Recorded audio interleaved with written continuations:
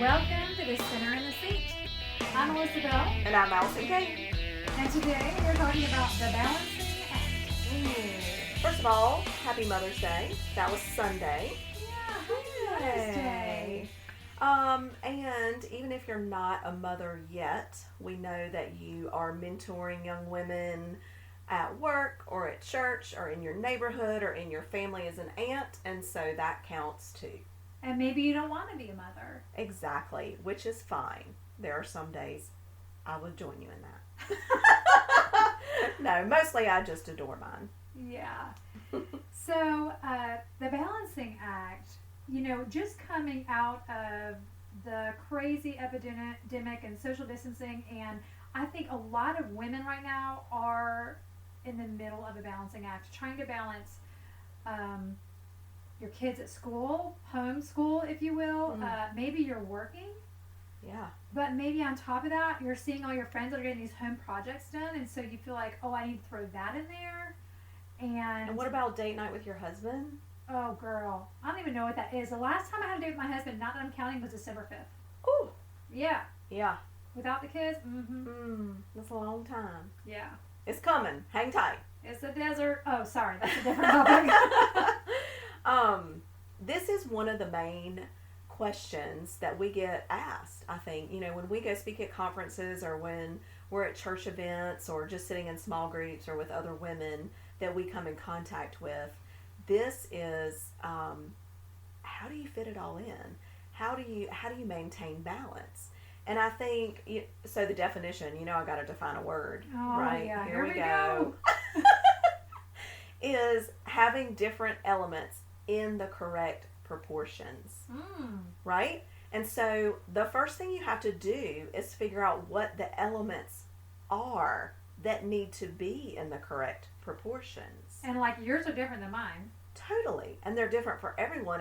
And depending on your stage of life, they may change. So you have to reevaluate them. We're all looking for it. I remember, I call it my fragile ecosystem. Like my little world. I'm like, Matt, I'm just telling you, it's a fragile ecosystem right here. But I remember one time, gosh, when my little girl was little, I picked her up and I put her in my lap and started hugging and kissing her, and she said, this is just what I need every second of the day. Aww. I've been trying to figure out what I need, and this is it. Do you ever have one of those days, though, when things seem a little, just everything's a little off, and you're like trying to get to that sweet spot that she found? It's like she had sort of, whatever was going on in her little mind, she was feeling a little off, and when I picked her up and was just snuggling her, it was like, oh, this is what I need. She wasn't looking for it. She didn't know what it was. But when she got it, she realized, holy cow, this is what I need. A little bit of this all day long. That's funny, yeah, because I don't think of an ecosystem. I used to work in a magic show in a dinner theater, and they had the guy. I love that about you. I know. They had the guy that was spinning plates. Have you ever seen the guy? He's like holding on Yes, sticks. not in real life, only on television, but yes. Like he really did it. And so spinning plates, and you're wondering which one's gonna fall. Oh my goodness, how can he hold all those plates up? And so when I think of balance act, Yeah. that's exactly what I think about. Some of you might think of Cirque du Soleil, but I think of a spinning plate guy. But what's interesting for me is I had a time in my life when my husband and I both worked 50, 60 hours a week, and our kids were at 4 different schools. Wow. And I was very driven by my schedule, and I was very, procedures had to be in place. I would have made you happy. Checklists, color-coded, everything, right? I like it. Right. And we were running strong. I thought, we are killing this thing called life. My kids are fed. They're kind of happy. They have, a roof over their head. And to me, I was balanced. Right. And then God started to, take those things away. And I realized I didn't need all of those things. I only had to balance a few of those things because He didn't call me to do all of it. That's right. Just because I can do it doesn't mean I should do it. Can I get a word on that? A word? A word. Okay, so I don't know. I'm sure many of you have probably read Having a Mary Heart and a Martha World, and there is, I'm pretty sure this story is in that book. This great little story about the guy or the lady or whoever that goes through the village, and he's going up to the mountain to take some rocks to the top of the mountain. And I could totally be butchering this, but this is the gist. And he's going through the village with his little wheelbarrow, his wagon, taking his stuff up to the top, whistling, carrying a tune, and somebody stops him and they're like, "Oh, where are you going?" And he tells them, they're like, "Oh, you're going? Do you mind taking my rocks too? Because, I'm going to take care of Sally Sue and do whatever, and if you're going anyway." "Oh, sure, I'll do it." Still kind of whistling a tune. It's a little heavier in that wagon. Keeps going. Somebody else does the same thing. Then somebody else does the same thing. And his praise and worship that he was singing, praising the Lord for going up that mountain, doing that stuff that the Lord had asked him to do, he started to grumble. Get a little sweaty, get a little angry, get a little resentful. Girl, been there. Mm-hmm. And it's like, the Lord's like, "Well, why are you so angry?" And he's crying out to the Lord, "Why did you give me so much work? I cannot handle this load. This is too much. What were you thinking, Lord?" And the Lord's basically like, "Dude," now it definitely doesn't say this in the book, "Dude, look in your wagon. Those 4 rocks at the back were the only ones I asked you to carry up this hill. Every other rock in your wagon, you chose to put in there. I did not ask you to do it. Lighten the load, man." I remember you telling that story at a Bible study when I watched you do a Bible study at Hope a long time ago, and that story just resonated so much with me. It has never left my brain, and most things leave my brain. So how do you find the balance? Like, what's the key? Right. So I definitely think if you're listening to this and you've not listened to last week's episode on boundaries, oh, that's a good start. Just say no. I think go ahead and listen to that also. That is, because boundaries and learning to say no and not pick up those other people's stones helps you maintain the balance and prioritize the things that God has called you to do. And so the first step is always prayer. Praying that God would reveal to you what those things are that are important, that He has called you to, that you need, and self-reflection. And here's the thing. That is not a 1-second prayer. That is correct. That is like some journaling. That is some hard work on your part. We do that a lot to you guys. Like, this is on your part, because it is. Right. You need to sit with God, and I mean, it might take months. It took me years. Yeah. I'm not trying to depress you or anything, but I wasn't as focused on it. Like, I didn't really understand it. I wish I had someone like this podcast to listen to about this balance, because I think, no matter where you are in life, if you're just single and you're working and you're managing volunteering or whatever you're doing, or you're newly married without children and you have everybody's got activities. I don't care what stage of life you're in, or you've got aging parents, or you've got toddlers, or you got teenagers, and it just doesn't matter. Everybody's busy. And so there's some things to consider, some questions that you can ask yourself that will help you, as you're praying, help you kind of decipher what those things are in your life. And so the first one might be, what do I think about most on a daily basis? What are those things that you think about? And we're not talking about bad things. Things that make you happy. What do you think about? Do you think, "Oh, I wish I had time for some gardening today. Dang, I wish that I could get out on that greenway and take a 3-mile walk." What are the things that you're thinking about that you're wishing you were doing? Who are you craving a deeper connection with? And why? It shouldn't be the guy at your office if you're married. Just saying. But well, and I'm going to say the flip side of these things is, if you're a little wired like me, I would say, what are the things that I'm doing every day that bring me pain? Well, there's that too. Okay, who are the people I'm spending time with that I'm like, "Oh dear Lord, really? Are we doing this again?" She just totally sucked me dry. Right, I got nothing left. So I mean, which goes back to our boundaries conversation. Right, but I might think a little differently than you do. But sorry, keep going. No, that's good. That's good. So, what about what you've accomplished? What accomplishment, right? Have you accomplished lately that you are most proud of right now?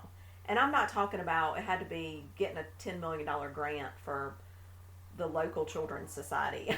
Like, did you just build a garden that you're just so proud of, or step out of your comfort zone and invite a neighbor to dinner, and now you have this awesome new friendship? Or maybe you just created this brand new meal during quarantine and you're like, dude, these cookies rock. I'm putting this out on the internet. It is so great. I'm so proud of this recipe. It could be something so small, but identify something that you're just an accomplishment that you're proud of right now. And then what and who makes you happy? Who makes your life happy? Think about, and that goes back to your question. That's staying more on the positive note instead of who brings me pain. Right. Who is a thorn in my side? Like what adventure or project or experience would make you feel totally just and completely so excited about life? Like I'll get up and ask my kids, when they actually went to school instead of online school, and I would, for the week, I'd say, okay, what's the one thing that you can look forward to this week? Because it was like, oh, we got to go to school, blah, blah, blah, especially for my son. And what's the one thing you can look forward to? Like, what's that thing that makes you really excited? And, after reflecting on all those, I guess the thing is you're identifying those activities that you need on a regular basis to feel more balanced in your life. So for me, I'll give you the inside scoop on me. I identified a long time ago that there were 4 things that I needed in my life, and I needed equal parts of those to maintain just a healthy mental, emotional, physical balance. I need Bible study, which is my time with God. I need exercise, because that's like an outlet for stress for me, and a lot of people too. I need date night with my husband, and I need girls' night out. Remember, it's cheaper than therapy. And now, as my I have also identified in myself that even more than exercise right now, I need time alone. That's a new development, because I have been around people a lot in my house in quarantine. We're always together all the time, and so some time alone is important for me in whatever way that looks. And so, what's the big deal? It sounds kind of selfish to have balance. No, it's not at all, because when we're balanced, what happens? Then when we see that person that God places in front of us in Target that looks like they're having a pretty crappy day, we're more willing to listen to his nudge and give her a compliment. Right. Or stop to hear their story when we're not freaking out, stressed out, angry, resentful, whatever. When we're more balanced, we take more time we are brighter. We are a brighter light in the world, and we take more time to be the hands and feet of Jesus to those around us and to those he places in our path. I mean, just think of the collateral damage you can do. Okay, I imagine, because I used to do it, you are running ragged. Mm-hmm. You are having a fire on all cylinders 24 hours a day. You're worn out. To a frazzle. Somebody's running late. Now your whole day is offset. Now I've got to speed down 40 to get one of my kids to school. And so, I'm using some sentence enhancers to allow them to know how I feel about them driving the way they are. Sentence enhancers. I really like that. Oh, my friend Stacy taught me that one. That is a good one. Keep going. I'm sorry. Right? And then I have some hand signals to share. I mean, not only am I disrupting everybody else, I'm swerving. People are like, look at that idiot. The kids in my car are a little bit afraid for their life, so I'm setting their day off wrong. Right? True. Right. It's a ripple effect. And the amount of adrenaline running through my body, oh my goodness. By the time you get to work, Lord. It's exhausting. That alone, the adrenaline, can exhaust you. So, if you happen to be one of my youngest teachers at that preschool, that he used to attend, and I would come in a little frazzled, sorry about that. I was unbalanced. Thank you for your grace. Love you. Love you, mean it. Well, I think too, with balance, it can feel selfish, and we need to, that's the reason I bring that up. The benefits of balance, it benefits everyone. That is that ripple effect. It benefits us, and it benefits God, and it benefits those around us, no matter who that is. If it's a spouse, if it's your children, if it's coworkers, it benefits everyone when we're balanced. And the more that you identifying these can be the trickiest part. It was for me. And then figuring out a plan on what it looks like in your week or month, because you can't have a date night every night with your husband. That would be too much. That would be overbalanced or out of balance or out of whack. Figuring out what it looks like in your month to maintain a balance. So I would work out, I knew I needed to work out 3 days a week. I would go to my Bible study, and then I would have my homework sporadically, Bible study homework till the next week. And then I knew Matt and I would, especially when our children were younger, now it's not such a big deal, but we scheduled a babysitter when our children were younger. She lived in our neighborhood. She was in high school. And we told her, we asked her, we said, what is a good night for you? When are you available? She said, Wednesday nights. We said, great. Put us on your calendar for the first and third Wednesday of every month. Just show up from 6 to 8. And we didn't have a ton of money, but that was making sure that we had our date nights. And we had no excuses because we totally would have canceled. But here's the deal. You didn't schedule the babysitter with the intention of having a date night, and then someone said, can you volunteer at church from 6 to 8? And you said, sure. Nope, can't do that. You had to do what you were originally. That time is scheduled off. That's right. You fit it into your schedule. And that's right. And then girls' night out. Now, I didn't get to do that every 2 weeks, but we did that. Maybe I would try to do a lunch. And then, of course, I had Bible study, so that was with my girls. But then we would try to do dinner once a month. Definitely a go-out dinner where we got dressed up and stuff. And then we'd fit in a lunch or something else, maybe, or a coffee in between that. And that was good for me. That gave me balance. But then, as the kids got older and we didn't really need that scheduled babysitter, sometimes we would get caught in the firestorm of life. And I would notice, it's like, I'd be a little grumpy. And so I stop. It's like a red flag for me. And I'm like, which one am I missing? And I go to those 4 things. Knowing her, she had a diagram. In my head, I do. I go through the list of my 4 things. I'm like, I'm exercising. I got my Bible study. I just had lunch with it. Oh. And I say, babe, I need a date night. I'm just telling you. I'm letting you know right now. Yeah. And so I just tell him. Like, it's taken practice over the years, but it's so important. And then he jumps right on it because he knows right. If mama ain't happy, ain't nobody happy. Yeah. And, they're going to know, people around you are going to know what you need too. They're already going to know that you're not hitting on all cylinders. Right. So do everyone a favor in a minute and fix it. And if you have littles, or if you have your own children or other people around you, for them to see you do this, to show up, to figure out what these things are in your life, to maintain, work on, and you're not always going to have it perfect, but to try to maintain this balance, it is such a great influence on others. And, our children, those around us, it's like, how do you do all that? But you gotta pray about that stuff, and you gotta get the Lord to, pay attention to those little nudges like, something's off, red flag, and he sends you back, to whatever that is, that plate that's about to fall off the spinny thing. Right. Yeah. And for me, it was like, what is the pain point? What is happening right here, and what do I need to fix it? What is the opposite of this?